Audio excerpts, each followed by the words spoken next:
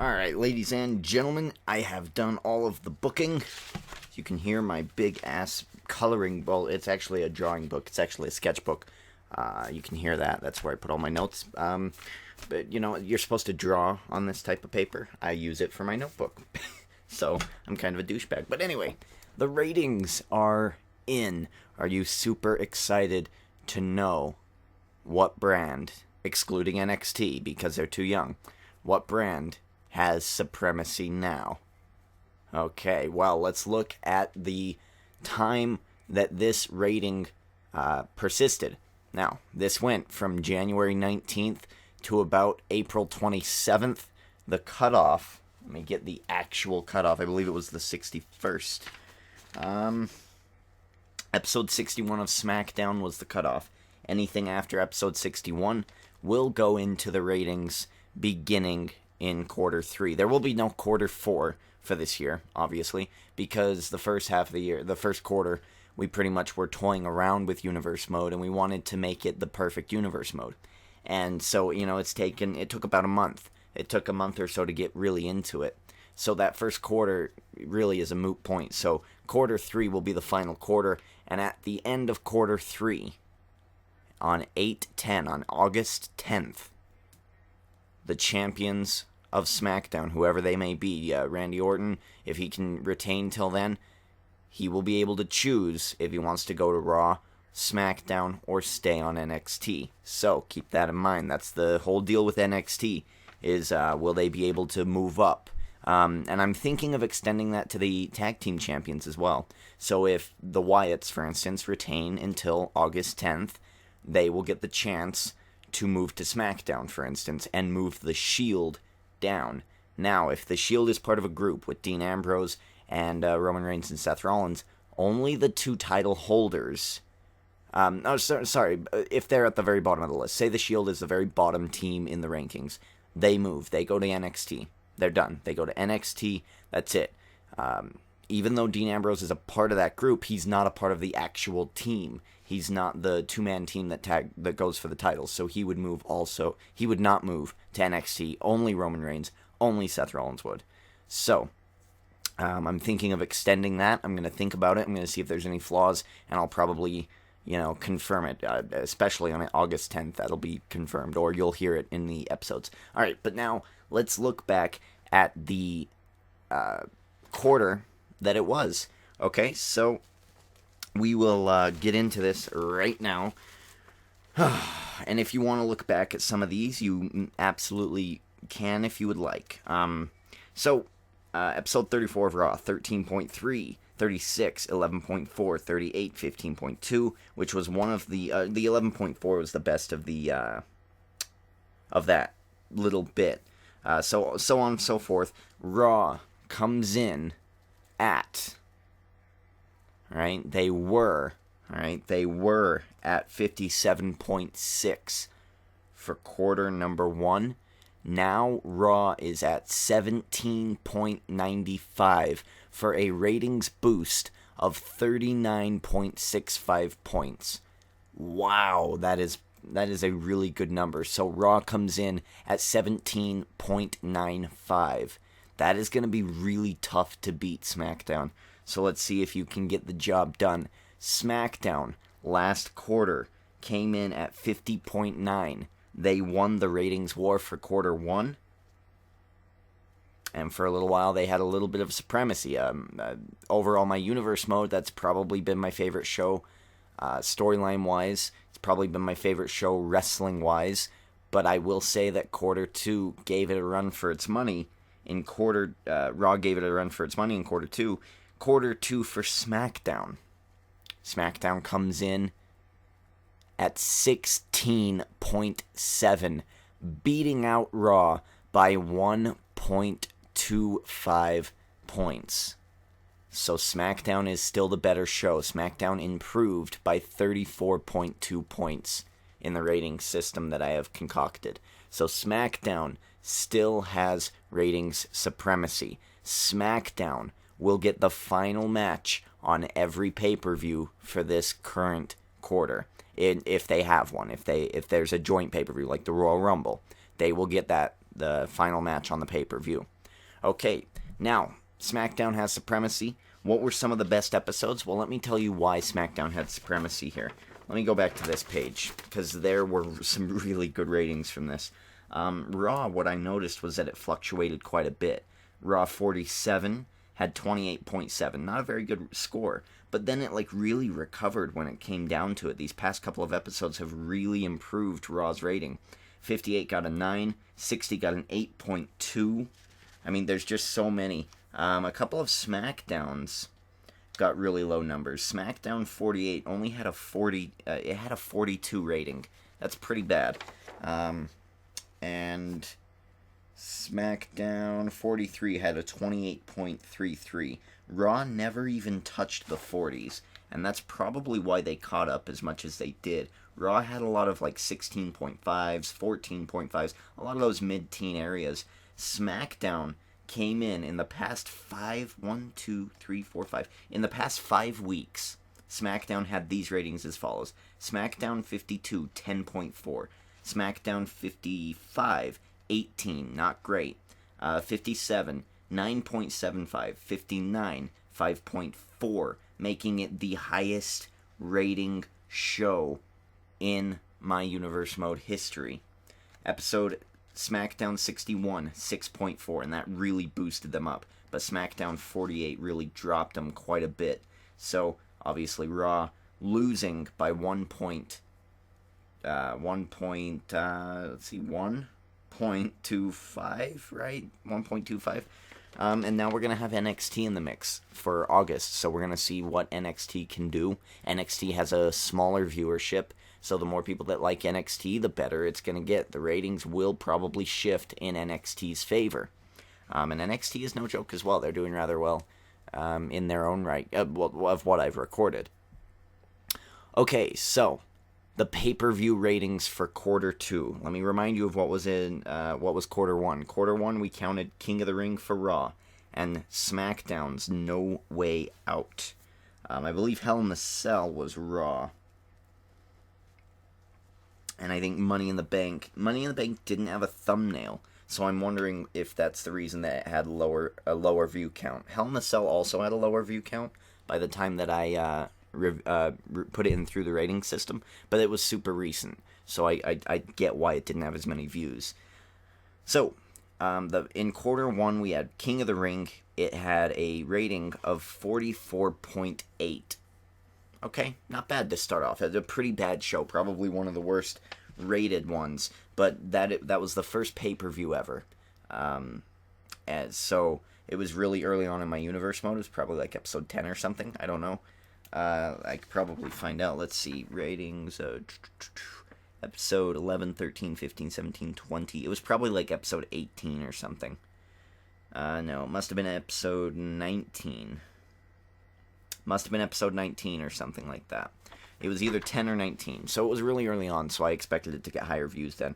And, of course, a 44.8. No Way Out for SmackDown had a 19.8 rating. Good Jesus. But, again, it was a month later. And that was near the end of quarter 2, so it had less views and an equal amount of likes. So obviously, the rating system is slightly flawed, but that's what I'm doing it on. At least it's stats, I love stats. Alright, so the first pay-per-view we had for this quarter was the Money in the Bank pay-per-view. Now, this Money in the Bank pay-per-view didn't have a thumbnail. I'm not quite sure why. I thought I had one there, but I don't. So it only had 88 views. That's kind of I put that down as a note, no thumbnail, because look at the difference it made. It only had 88 views. It had 9 likes, but it only had 88 views. People don't want to see just the generic in-ring wrestling thing. They want to see a thumbnail. They want to see that you put work into it. It shows that if they click on that video, they're going to see something. They're going to see something working. So I'm probably not going to make that mistake again. Anyway, 88 views, 9 likes at the time of the ratings, and it garnered a 9.8. Okay, so not bad. Money in the Bank did some really good. We sold 88 pay-per-view buys for Money in the Bank, and the interesting thing about Money in the Bank is it got a 9.8. Big E won the Money in the Bank briefcase. Orton got James Storm to quit in that epic feud that I had going. Probably one of my favorites of the year, Orton versus James Storm. A lot of great things happened there. And I think John Cena just retained. I think the Usos won. I think they won at SummerSlam. I don't know. So SummerSlam had 195 views, obviously, right? You know, it's the summer. Everyone loves SummerSlam. They're going to watch SummerSlam. And 195 views, only 6 likes, garners it a 32.5, giving it the lowest rating of this quarter. So, not too great for SummerSlam. SummerSlam's memorable moments. Angle defends both belts, the United States Championship against Zack Ryder, and the World Heavyweight Championship. He lost that championship to Sergeant Slaughter in a triple threat match between himself, Sergeant Slaughter, and Dean Ambrose. So, Sergeant Slaughter walked away with the belt that night. Not many people were happy. AJ Styles also won the Intercontinental title that night, and I do believe the Usos won as well. And I think that was when I decided to change Raw up a bit and try to make it a little more exciting. So AJ Styles winning the IC title was really good for that. And for the final pay-per-view that we're going to put in the rating system, it was a Hell in a Cell pay-per-view, only about a month ago, not too long ago. So it did suffer from views, but 74 views and 11 likes on the Hell in a Cell pay-per-view for Monday Night Raw garners it a 6.7 rating. That is impeccable. That is a brilliant, brilliant rating score. The only rating that beats that right now is episode 61 of episode 59 of SmackDown with the 5.4. But that was super recent, so we'll see if time holds up for that. And I will like to note, I know this doesn't really count, but career mode number 1 for Damien Sandow has like 53 views and 13 likes. So that kind of puts it at like a 3 point something, right? 13, so 26, 39, 40. Yeah, it's like a 4.8 or something like that. So Jesus, career mode for Damien Sandow is getting great reviews. Thank you for that. Keep up the support. But yeah, the best pay-per-view of the quarter, Hell in a Cell. The best pay-per-view so far, Hell in a Cell. And you know what? It gave us 2 great matches that I'm probably going to put up for matches of the year. AJ versus Bray Wyatt and John Cena versus Hogan, both for championship belts. So, I think that's really about it for the ratings. I mean, I've put it down. I've still got them going on my rating sheet. We've got one more quarter to go here. And it's going to be interesting to see who will get that final push. The ratings are going to be in August 10th. I don't know if that date is before WrestleMania or not. If it's before WrestleMania, whoever wins the ratings war gets the last match on WrestleMania, and they also get 3 exemption tickets to use on any of their brand's superstars.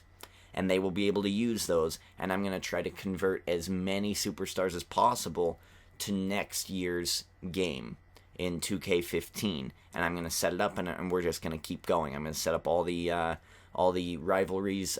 Like, for instance, Randy Orton probably isn't a big fan of CM Punk right now. If that lasts till WrestleMania in 2K15, I will keep that rivalry going. It'll be the same story. It's just going to be on a different game.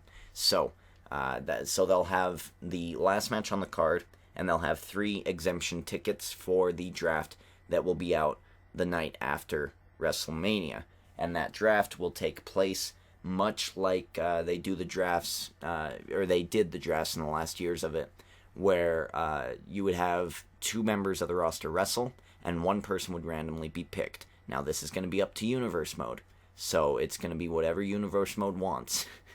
There's no control. Champions are exempt, as well as the 3 exempt people. They will be exempt as well. So, if someone exempt does get chosen, they will then be a part of that brand, but then they'll be switched back, and another person will be drafted off, I guess, recording, and I'll probably have to put that in. But that's super far down the road. We're looking forward to the Royal Rumble. We're looking forward to the Elimination Chamber and the eventual build to what is the be-all, end-all of the wrestling business, WrestleMania. So how are you liking my universe mode so far? How are you enjoying it? What is your favorite rivalries? I'm really, really looking forward to Spades versus the Shield. Upcoming, I think May like 17th or something like that, whatever. The Survivor Series pay-per-view. I think that's going to be great, and I think it's going to give Hell in a Cell a run for its money. Survivor Series is shaping up to be an awesome card. A lot of great matches that I've got set up for that. Let's see if I can go into any spoilers. Where is it? Oh, shoot. No, we're far away. Sorry, this is what I get for being unorganized. Okay, there we go. Alright, so we do have Samoa Joe versus Cesaro confirmed. That will be the last match on the card, and that should be a really good match. Okay, so now we're back. I had to edit something out. I think I spoiled something, so I'm not going to say too much more. And then we are going to try to get some new stuff going. I'm going to remain tight-lipped, but here are the Survivor Series teams so far. We've got Spades versus Shield for Survivor Series, so that's going to be interesting. We have Team Hell No teaming up with Sheamus, and they are going to be going up against... I can't say that. I can't say it. And then we've got Titus O'Neil and Ryback, and they're going to have to find a partner as well. So, that's it. That's all the spoilers you get. I'm sorry. I don't want to ruin anything else. Did I ruin something already? I think I might have, but it's not a huge thing if it gets through. Anywho, there we go, ladies and gentlemen. I've got some new gimmicks also written down here as well. Some of you might be happy with the new people I might bring in. Some of you might not, but I feel like the guy I'm bringing in, I've got the good gimmick for him, a gimmick I've been looking for this certain superstar, and I cannot wait to debut it. So that is going awesome. Everyone supporting career mode, thank you so much. I mean, it's a new kind of mode that I thought I had thought up on my own, but it apparently is not. Apparently it's been done before. So I kind of want to do my homework on career mode. I'm about 5 weeks into the recording of it already, 5, 6, or maybe even 7. So I'm just going to let those run and play while I kind of try to figure out how I can perfect it. Other than that, not a whole lot else updating for my universe mode. Just wanted to go through the ratings with you, some memorable moments, some matches of the year that I probably should have written down somewhere, but I didn't. And, well, there you go. So, ladies and gentlemen, thank you for watching. Derek D. Ginger King, checking out.